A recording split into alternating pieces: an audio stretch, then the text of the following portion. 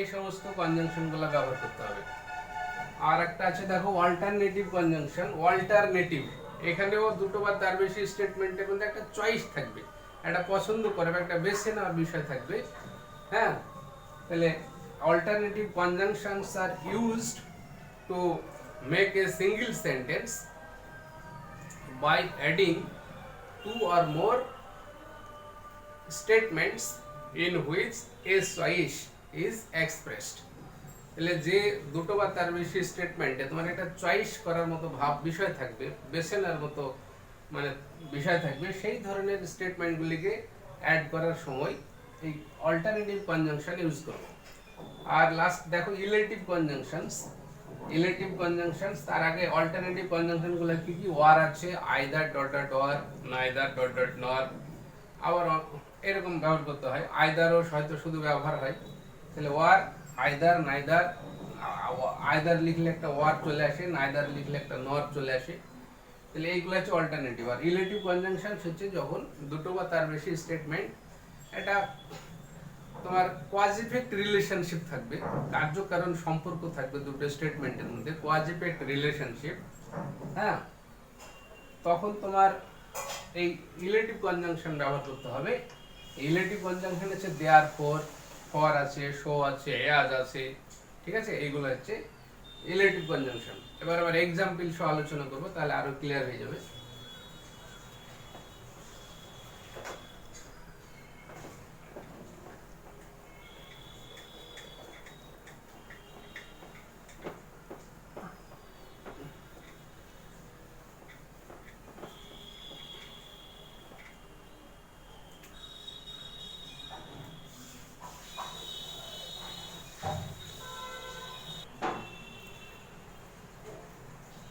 এবার এক্সাম্পল গুলো দেখো। এক নম্বর হচ্ছে I was filled with sadness, I was নাম উইথ শক। বলছে যে I was filled with sadness, বলছে আমি দুঃখে পরিপূর্ণ হয়েছিলাম, দুঃখে ভারাক্রান্ত হয়েছিলাম। আই ওয়াজ নাম উইথ শক, বলছে দুঃখে আমি নাম একদম অসাড় হয়ে গেছিলাম। এই দুটো সেন্টেন্সকে আমরা যদি কানেক্ট করি তোমার কম্পাউন্ড সেন্টেন্স, তাহলে এখানে কিভাবে হবে দেখো। হ্যাঁ, এখানে কম্পাউন্ড সেন্টেন্স করার সময় কোঅর্ডিনেটিং কনজাংশনই শুধুমাত্র আমরা ইউজ করব। যে চার রকমের কনজাংশনের কথা বলা হলো, একটা cumulative conjunction, alternative conjunction, adversative conjunctions and illative conjunctions. তাহলে এখানে I was filled with sadness, এই I was filled with sadness and I was numb with shock, এই দুটো সেন্টেন্স যদি আমরা কানেক্ট করি তাহলে কি হবে দেখো, যে আমি শুধু দুঃখেই ভারাক্রান্ত হইনি, হচ্ছে মানে আঘাতেও হচ্ছে নাম মানে কি অসাড় হয়ে গেছিল। তাহলে not only dot dot but also যদি করি, যে আই ওয়াজ, এখানে এরকম হয়তো লিখলাম I was not only filled with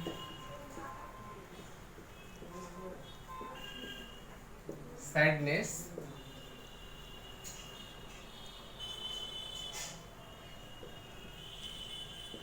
but also numb with shock।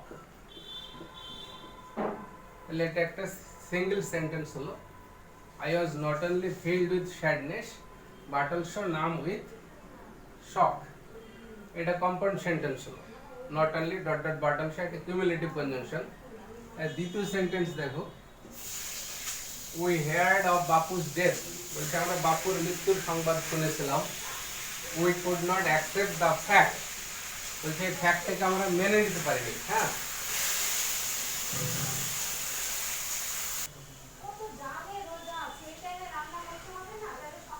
we heard of Bapu's death, we could not accept the fact। তাহলে এটা কিভাবে দেখো, এখানে একটা কন্ট্রাস্টিং স্টেটমেন্ট প্রকাশ করছে। তাহলে এখানে আমরা মানে যেহেতু বৈপরীত্য বোঝাচ্ছে, হ্যাঁ, তাহলে বৈপরীত্য বোঝালে আমরা কোন স্টেটমেন্ট ব্যবহার করব? এখানে তোমার অ্যাডভার্জেটিভ কনজাংশন ইউজ করতে হবে। তাহলে এখানে আমরা লিখবো যে we heard of Bapu's death,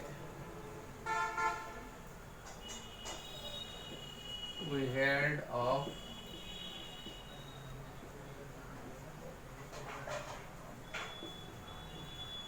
Bapu's death এর কথা আমরা শুনেছিলাম, but could not accept the fact. But the connect করতে, but could not accept the fact. আচ্ছা, এরকম লিখবো।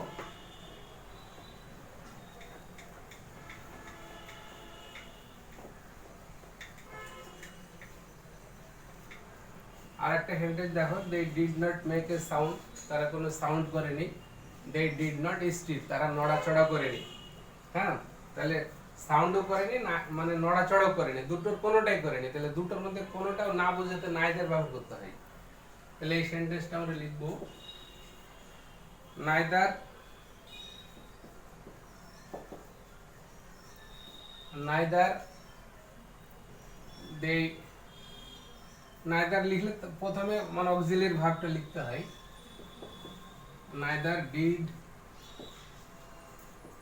দে মেক এ সাউন্ড,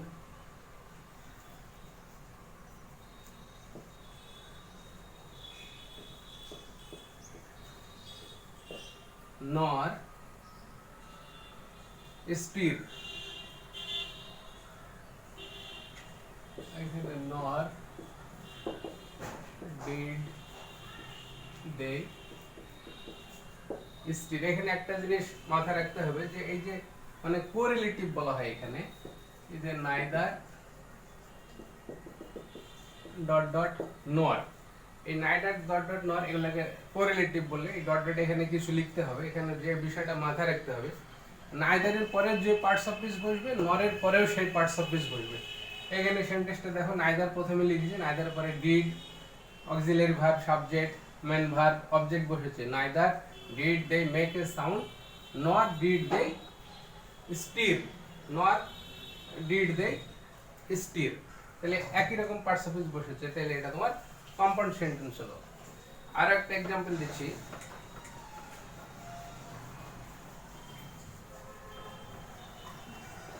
দেখো আর একটা এক্সাম্পল কিরকম হয়। হয়তো বললো যে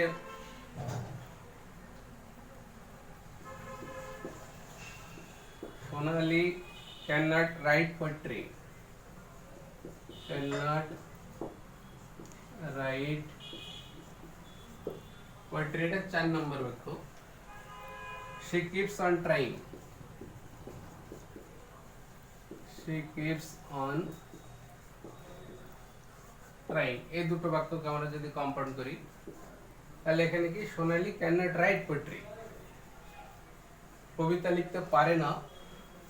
she keeps on trying, সে প্রচেষ্টা চালিয়ে যায়। ঠিক আছে, তাহলে এটাকে অ্যাডভার্জেটিভ কনজাংশন আমরা ব্যবহার করব। তোমার অ্যাডভার্জেটিভ কনজাংশন এটা কন্ট্রাস্টিং একটা বোঝাচ্ছে। ঠিক আছে, যে সোনালি পারে না কিন্তু সে চেষ্টা চালিয়ে যায়। তাহলে এখানে সোনালি ক্যান নট রাইট পোয়েট্রি, এট অথবা বাট, এট লিখলে হবে অথবা বাট। হ্যাঁ, she keeps on trying। তাহলে এইভাবে আমরা কম্পাউন্ড সেন্টেন্স তোমার করব। ঠিক আছে, আর একটা যদি এক্সাম্পল দিই, যেমন ধরো আর একটা এক্সাম্পল দিয়েছি, দেখো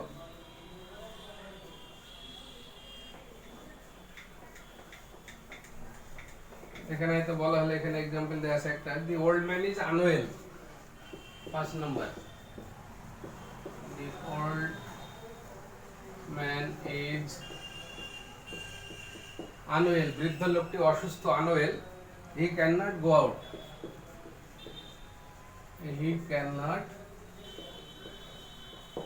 গো আউট, এটাকে ধরে যুক্ত করতে হবে। তাহলে যেহেতু বৃদ্ধ লোকটি অসুস্থ, সে হাঁটতে পারে না। ঠিক আছে, এটাকে ইলেটিভ কনজাংশন, এটা কজ এফেক্ট রিলেশনশিপ আছে। হ্যাঁ, দি old man is unwell, so he cannot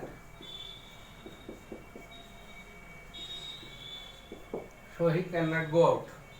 তাহলে এইভাবে আমরা কম্পাউন্ড সেন্টেন্স লেখার চেষ্টা করব। আজকের ভিডিওটা এখানে শেষ করছি। ভিডিওটা প্রথম থেকে তোমরা মনোযোগ দিয়ে দেখবে, তাহলে কম্পাউন্ড সেন্টেন্স তৈরি করার ধারণাটা ক্লিয়ার হয়ে যাবে আশা করি। এখানে আজকের আলোচনা শেষ করছি। আসসালামু আলাইকুম।